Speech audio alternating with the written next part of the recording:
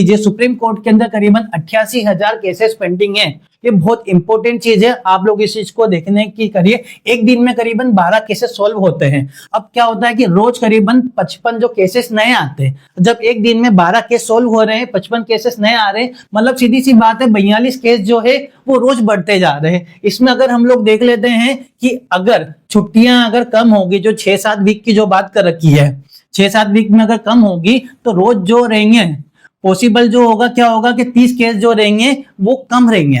30 case कम रहेंगे मतलब कि पहले 43 केस जो रोज बढ़ रहे थे वो 30 ही केस रोज बढ़ेंगे। मतलब क्या होगा कि पेंडेंसी स्लोली रिड्यूस हो सकती है। इसी के साथ में बात कर रखी है जो जितनी भी हाई कोर्ट है उसके अंदर करीबन 6 मिलियन मतलब 60 लाख केस पेंडिंग है। मतलब बहुत बड़ा नंबर है यहाँ पर, जिसमें से 25,000 जो केस है रोज डिस्बर्स होते हैं और 30 जो हजार केस है मतलब रोज बढ़ते जा रहे हैं। इसका मतलब आ रहा है कि 5,000 जो केस है वो रोज बढ़ रहे हैं।